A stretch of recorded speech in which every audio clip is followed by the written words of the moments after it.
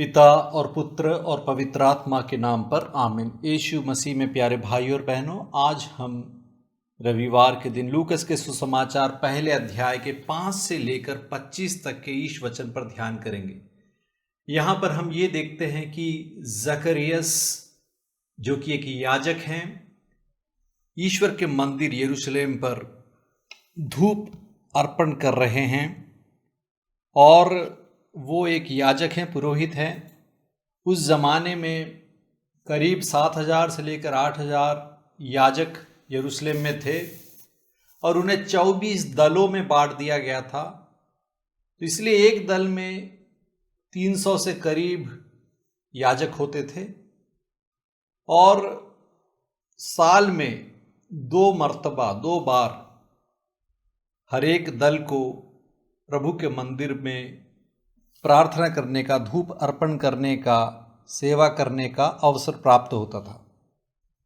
और हर एक दल में चूंकि 300 से ज़्यादा याजक होते हैं और सिर्फ एक ही याजक अंदर जा सकता है प्रभु के मंदिर में धूप अर्पण के लिए, तो इसीलिए इनका लॉट लिया जाता है और उसके अनुसार जिसे भी चिट्ठी निकलती है वह प्रभु के मंदिर में प्रवेश कर धूप जलाता है।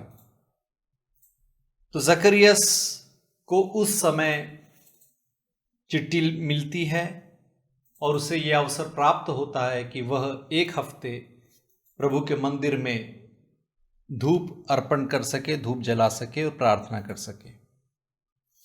तो इतना बड़ा सौभाग्य प्रभु की आशीष से, कृपा से उसे प्राप्त हुआ है। लेकिन जकरियस जो कि अब बूढ़ा हो चुका है और उसकी पत्नी एलिजाबेथ, ये दोनों निरसंतान हैं, उनके कोई भी बच्चे नहीं हैं और बहुत ही मन्नतें उन्होंने की थी, उनकी कोई संतान नहीं थी और एलिजाबेथ बांझ भी थी। और दोनों ईश्वर की दृष्टि में धार्मिक थे, जैसा कि 6 वाक्य में हम पढ़ते हैं, वे प्रभु की सब आज्ञाओं और नियमों का निर्दोष अनुसरण करते थे, लेकिन उनकी कोई संतान नहीं थी। इसलिए दोनों बहुत ही परेशान थे और उस ज़माने में बच्चों का ना होना एक कलंक माना जाता था। जैसे कि हम 25वें वाक्य में देखते हैं कि एलिजाबेथ बोलती, समाज में मेरा कलंक दूर करने की कृपा की है प्रभु ने। एलिजाबेथ बोलती है कब? जब वो गर्भवती होती है। तो इसका मतलब ये है कि इसे बहुत कलंक माना जाता था, शाप माना जाता था यदि आपके कोई बच्चे नहीं हैं। तो दोनों बेचारे धार्मिक व्यक्ति जकरियस और एलिजाबेथ हमेशा दिल से मन्नत मांगते थे, दुआ मांगते थे कि प्रभु अपनी कृपा से एक चमत्कार कर दो हमारे जीवन में, अपनी कृपा से हमें एक संतान को प्रदान करो।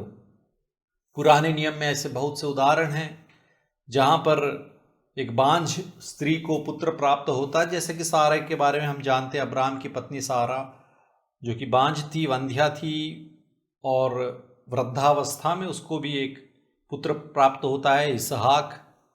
तो ऐसे 2-3 उदाहरण हम पुराने नियम में देखते हैं। ये सब बातों से वाकिफ है जकरियस और हम ये देखते हैं कि वह जब मंदिर में धूप जलाकर प्रार्थना कर रहा है, तब उसकी बलिवेदी के पास में दाएं और गब्रिएल स्वर्गदूत प्रकट होते हैं और ये कहते हैं कि जकरियस डरिए नहीं, क्योंकि वो जकरियस स्वर्गदूत को देखकर घबरा गया था, भयभीत हो उठा था।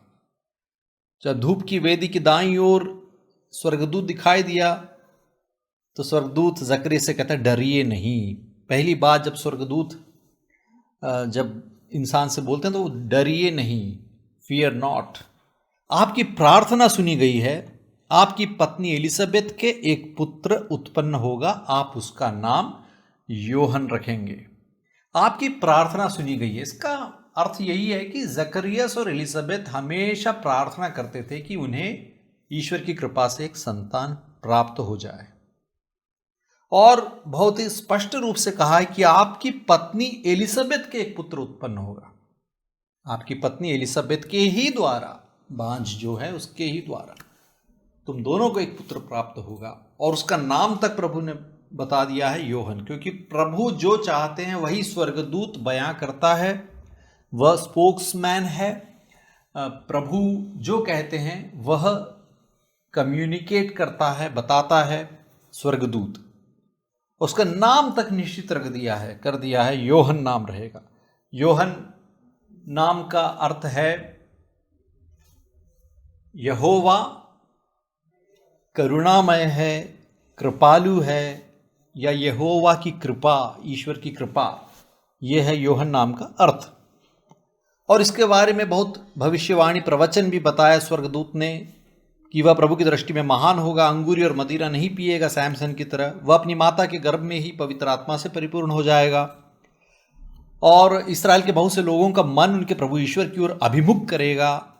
उसका धर्म क्या है, उसका कर्तव्य क्या है, उसका उत्तरदायित्व क्या होगा, ये सब भी स्वर्गदूत बता रहे हैं। लेकिन 18वें वाक्य में अचंभे में डालने वाली बात है, जब जकरिया स्वर्गदूत से कहता है कि इस पर मैं कैसे विश्वास करूं, क्योंकि मैं तो बूढ़ा हूं और मेरी पत्नी बूढ़ी हो चली है।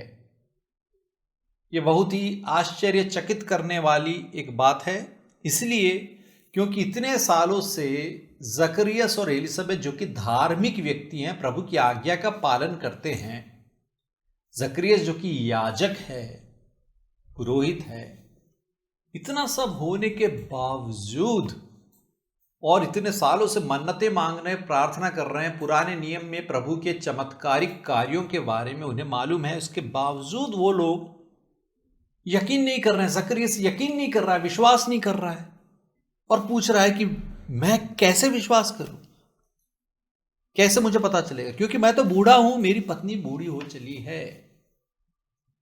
तो जकरियस का विश्वास वास्तव में क्या विश्वास था?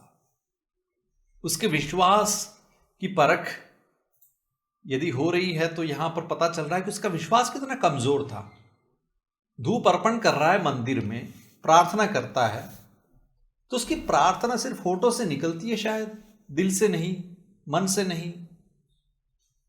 तो यह बहुत ही गौर करने वाली बात है कि हमारे विश्वास क्या है। क्या हम भी यांत्रिक तो नहीं बन गए हैं, एक मशीन की तरह प्रार्थनाएं पढ़ते हैं लेकिन दिल में विश्वास नहीं करते? जब इतना बड़ा चमत्कार यहां पर होने जा रहा है और यहां पर वैसे ही स्वर्गदूत आपके सामने आया है, प्रकट होकर कुछ बोल रहा है, वही एक बहुत बड़ी बात है, और इसके बावजूद वो भी प्रभु के मंदिर में ये सब हो रहा है, प्रार्थना करने के वक्त हो रहा है, और उस पर वो यकीन नहीं कर रहा है, विश्वास नहीं कर रहा है, और वो परेशानी बता रहा है कि मैं बूढ़ा हूं, ऐसा कैसे हो सकता है, मेरी पत्नी बूढ़ी हो चली है। वो जानता है वो वंध्या है, तो ऐसा कैसे होगा? तो फिर इतने सालों तक क्या प्रार्थना की थी, क्यों प्रार्थना की थी? स्वर्गदूत ने जकरियस को बताया, मैं गब्रिएल हूं, ईश्वर के सामने उपस्थित रहता हूं। दानियल की पुस्तक में भी गब्रिएल दिखाई दिया था, वहां पर भी उसने प्रवचन किया था।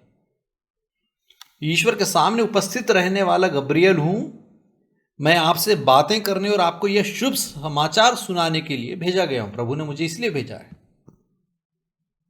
और देखिए, जिस दिन तक ये बातें पूरी नहीं होगी उस दिन तक आप मौन रहेंगे और बोल नहीं सकेंगे, क्योंकि आपने मेरी बातों पर जो अपने समय पर पूरी होगी विश्वास नहीं किया।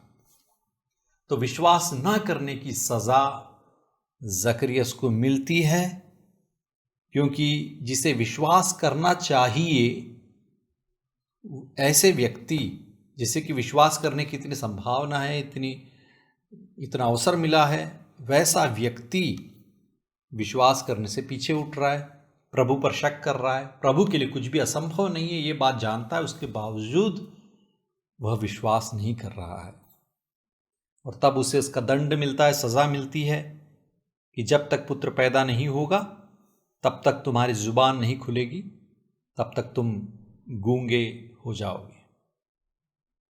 तो वास्तव में ये सजा भी जकरियस के लिए एक बहुत बड़ा वरदान सिद्ध हुआ, क्योंकि उसके पुत्र योहन के पैदा होने तक 9 महीने तक जकरियस के दिल पर क्या बीती होगी कि एक ऐसा याजक जिसने कि प्रभु के लिए अपने आप को समर्पित किया है, उसने प्रभु पर, प्रभु के वचन पर विश्वास नहीं किया, वह घुट घुट कर जिया होगा और उसने बहुत ही पश्चाताप किया, प्रभु की करुणा पर, प्रभु की कृपा पर ध्यान किया। इसके लिए प्रभु को धन्यवाद दिया, क्योंकि हम देखते हैं 24वें वाक्य में, कुछ समय बाद उसकी पत्नी एलिजाबेथ गर्भवती हो गई। उसने 5 महीने तक अपने को यह कहते हुए छिपाए रखा, यह प्रभु का वरदान है, उसने समाज में मेरा कलंक दूर करने की कृपा की है। तो इतना बड़ा चमत्कार जो उनके जीवन में होता है, एलिजाबेथ जिससे कि संभव नहीं था एक माँ बनना, वह माँ बनती है और बुढ़ापे में जकरिया और एलिजाबेथ को एक संतान पैदा होने जा रहा है। तो प्रभु के लिए कुछ भी असंभव नहीं है। इस बात पर हमेशा हमें विश्वास करना चाहिए। प्रभु की करुणा और कृपा अगाध है, अथाह है, उस पर हमें विश्वास करना चाहिए। अपार है प्रभु की करुणा, उस पर हमें कभी भी संदेह नहीं करना चाहिए। और जब कभी भी हमने संदेह किया है, हमें उसके लिए पश्चाताप करके ये प्रार्थना करना चाहिए कि प्रभु मेरे विश्वास को बढ़ाइए, increase my faith O Lord, मेरे विश्वास को बढ़ाइए। और हम इस पर मनन करें, क्योंकि जो संतान उन्हें पैदा होने वाला है उसका नाम तक प्रभु ने बता दिया, वो है योहन। यहोवा का हानून, यहोवा की कृपा, करुणा, यहोवा करुणामय है, कृपा है। उसका नाम ही इतना ज़्यादा हमें ध्यान करना चाहिए। उसका नाम ही बहुत बड़ा सुसमाचार है। उनके जीवन में आनंद का ये एक सुसमाचार उन्हें मिला है, वो ये है कि प्रभु कृपालु हैं, प्रभु करुणामय हैं। आए हम भी इस विषय पर ध्यान करें, प्रभु की कृपा पर, प्रभु की करुणा पर विचार करें, ध्यान करें, और अविश्वास नहीं बल्कि विश्वासी बनने की कोशिश करें, और प्रभु की कृपा हमें प्राप्त हो। आमीन।